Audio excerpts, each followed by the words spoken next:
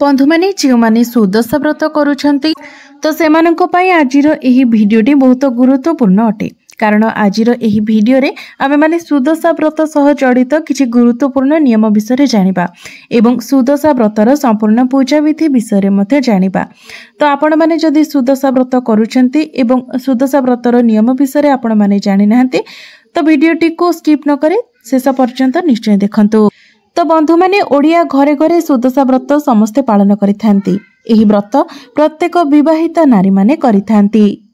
माणबसा लक्ष्मी पूजा परी सुदशा व्रत मध्य माँ लक्ष्मीकर प्रिय व्रत होइथाय। एही व्रत रे माँ लक्ष्मीकर पूजा करा जायथाय। 2025 मसीहा जनवरी 9 तारिख रे सुदशा व्रत पालन हेबो। 2025 मसीहार नुआ वर्षर प्रथम सुदशा व्रत पौष मास शुक्ल पक्ष दशमी तिथि रे सुदशा व्रत पालन करा जिवो। जनवरी 9 तारिख रे सांब दशमी सहित सुदशा व्रत पालन हेबो। जो माने पूर्वरु सुदशा व्रत करुछंती से माने निश्चित भाबरे एही पूजार नियम जानिथिबे। तथापि भी आसंतु आजिर एही भिडियो रे पूजा करिवार उचित नीति नियम जानिबा एवं असली खड़ीरत्न पंचिका अनुसार सुदशा व्रत अर्थात दशमी तिथि 2 प्रहर 12:23 पर्यंत रहुछि। कारण 12:23 परे आमर एकादशी तिथि आरंभ होइछिबो। तो 12:23 पर्यंत ही दशमी तिथि रहुछि एवं आपण पूजा 12:23 मध्य करिनेबा उचित। पूर्वरु जो माने सुदशा व्रत करुछंती से माने निश्चित भाबरे जनवरी 9 तारिख रे सुदशा व्रत पालन करिवे, किंतु पंजिका रे प्रथम थर नुआ व्रत करिवार उल्लेख नाही। अर्थात एही पौष मास दशमी तिथि जेहेतु भलरे पड़ू नाही सेतिपई नुआ व्रती माने व्रत आरंभ करि परिबे नाही। किंतु घरे सासू जा माने जदि व्रत करुछंती तेबे आपण नुआ व्रत आरंभ न करि पारिले मध्य पूजा रे सहाय्य करि पारिबे। घरे जहा प्रसाद प्रस्तुत हेबो ताको खाइ पारिबे। व्रतर नीति नियम मध्य पालन करि पारिबे, किंतु संकल्प नै प्रथम थर पई व्रत आरंभ करिबा उचित नुहे। एही पौष मासर दशमी तिथि रे घर लोकन को पूजा जिनिस जोगाड़ करिबारे झोटी चिता पकाइबारे सहाय्य करि पारिबे। सुदशा व्रत लक्ष्मी मंदिर रे लक्ष्मी नारायण मंदिर रे एवं घरे मध्य व्रत रखी पूजा करि पारिबे।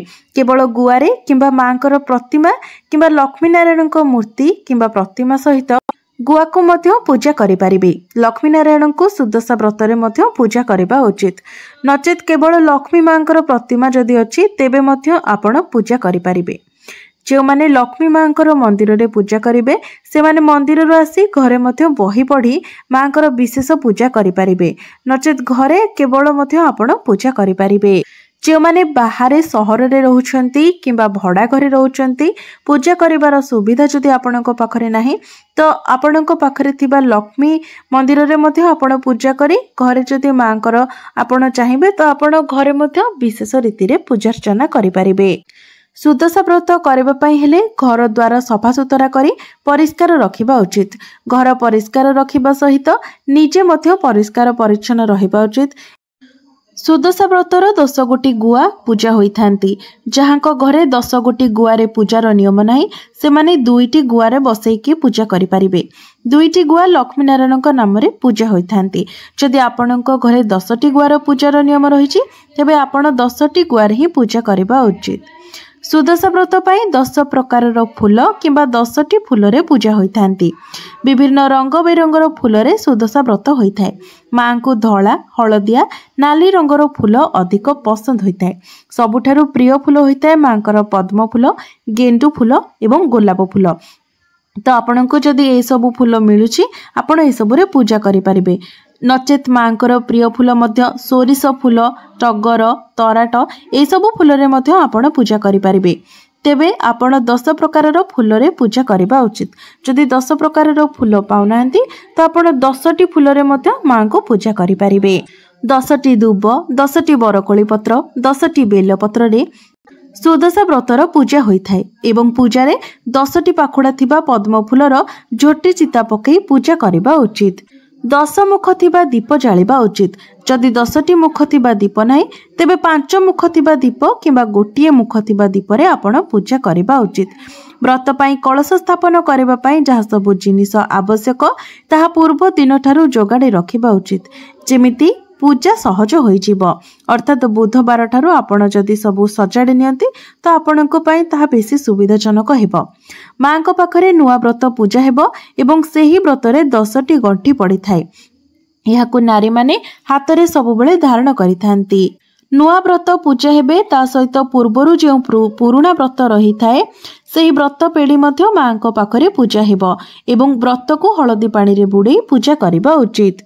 व्रत को मध्य मांको पाखरे रखी मां को छुआई मंत्र पढ़ी दुब बरकोली पत्र देई पूजा करिबा उचित। व्रत दिन प्रत्येक नारी मानकु सुदशा व्रतर बही पढ़िबा उचित। मासिक धर्म समय निजे पूजा करि पारिबे नाही कि व्रत को पिंधिबे नाही। सासु किंबा जा व्रत को पूजा करी रखी देइथिबे एवं मासिक धर्म परे आपण शुद्ध स्नान करि सारिबा परे व्रत को धारण करि पारिबे। व्रत दिन आपण उपवास रखिबे, नीति नियम मध्य पालन करिबे, किंतु निजे पूजा रे बसिबे नाही। जदि मासिक धर्मर 5 दिन होई जाय थाए तेबे आपण व्रत पूजा करी पिंधि पारिबे। शुद्ध स्नान करी व्रत मध्य करि पारिबे, मांकर पूजा मध्य करि पारिबे। एही व्रत रे समस्त नारी माने हळदी किंबा अळा पाउडर पानी रे मिसाई स्नान करिबा उचित। आपण जहाँ भी व्रत पालन करूछंती उपास करूछंती सेही दिन आपण पानी रे हळदी मिसाई स्नान करिबा शुभ बोली माना जाय थाए, कारण हळदी पानी रे स्नान करिबा द्वारा शरीर पवित्र होई थाए।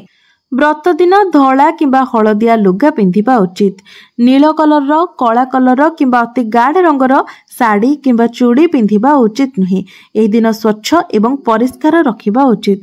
घर को मध्य परिष्कार रखिबा उचित। तेबे मने रखिबे संपूर्ण धला रंगर साड़ी आपण पिंधिबे नाही। धला एवं लाल कलर जेमिति सेतिरे फूल रही थाए धड़ी रही थाए सेही भली साड़ी आपण पिंधिबे। अन्य घरे प्रस्तुत खाद्य मध्य आपण एही दिन खाइबे नाही। घरे मां को पाखरे जहा भोग होइथिबो सेही प्रसाद सेवन करी व्रत रखिबा उचित एवं एही दिन आमिष पिता कषा पियाज रसुण कौनसी प्रकारर तामसिक खाद्य एही दिन खाइबा उचित नुहे। किंबा घरे मांकर पूजा हेउथिले घरर अन्य सदस्य माने मध्य निशा सेवन आमिष सेवन करिबा उचित नुहे। व्रत न रखिले मध्य घरे जेहेतु मां से दिन विराजमान थांती तो ये सबु नियम घरर प्रत्येक सदस्य माने मानिबा उचित, कारण घरर सदस्य मानक मध्यरे जेउठारे एकता रही थाए भल पाइबा रही थाए सेहिठारे ही मां विराजमान रही थांती। तो आपण माने समस्ते घरर प्रत्येक सदस्य एही नियम को मानि जदि मांकर पूजा आराधना करती मांकर आवाहन करती तो निश्चित भाव में मां आपणको गृहरे स्थायी वास करिथांती। सेथिपाई घरर प्रत्येक सदस्य ए सबु नियम को से गुरुवार दिन मानिबा उचित। एवं जो दिन विवाहिता नारी माने अलसरे गर्भरे मां लक्ष्मीकर सुदशा व्रत को न करती मां तांकर गर्व अहंकार सबु भांगी दियंती एवं सुदशा व्रत न रखिले घर को कुदशा बढ़ी थाए। तेणु प्रत्येक घरर प्रत्येक विवाहिता नारी माने सुदशा व्रत पालन करिबा उचित, कारण मां लक्ष्मी हेउछंती धन धान्य एवं सुख शांतिर देवी। जदि आपण मां लक्ष्मी को प्रसन्न करि दियंती तो निश्चित भाव में आपणको गृहरे केबे भी अभाव देखा देबो नाही। आपणको उपरे केबे भी दारिद्रता आसीबो नाही। घरे सर्वदा सुख शांतिर वास हेबो एवं सदस्य मानक मध्यरे भल पाइबा रहिबो। आपणको गृहर प्रत्येक सदस्य मानकर उन्नति हेबो। तो बंधु माने मां लक्ष्मीकर अति प्रियर एही ओषाटी हेउची सुदशा व्रत। तो आपण माने जदि एही व्रतटी को विधि विधान सहकारे श्रद्धा सहकारे पालन करती तो निश्चित भाव में आपणको मां लक्ष्मीकर कृपा प्राप्ति हेबो। तो बंधु माने आपण माने निश्चित भाव में सुदशा व्रत दिन निजर घर को संपूर्ण रूप से परिष्कार परिच्छन्न रखंतु। निज शरीर को निजर वस्त्र को परिष्कार परिच्छन्न रखंतु। एही दिन आपण निजर घरर छोट पिला माननको मारंतु नाही किंबा गुरुजन माननको अपमान दियंतु नाही। केवल सुदशा व्रत दिन ही नुहे कौनसी दिन भी आमे माने गुरुजन को अपमान देबा उचित नुहे, कारण भगवान को पूर्वरु गुरुजन ही हेउछंती आम पई प्रथम भगवान।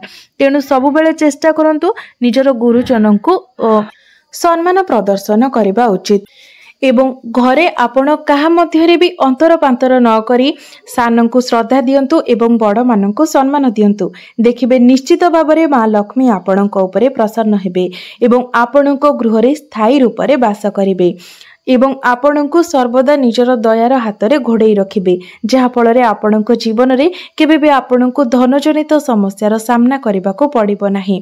तो बंधु माने मोर यही भिडियोटी जदि आपण मानकु भल लागि थाए तेबे भिडियोटी को लाइक करी चैनलटी को सब्सक्राइब करिदेबे एवं कमेंट बॉक्स रे भक्ति एवं श्रद्धार सहित जय मां लक्ष्मी निश्चय लिखिबे।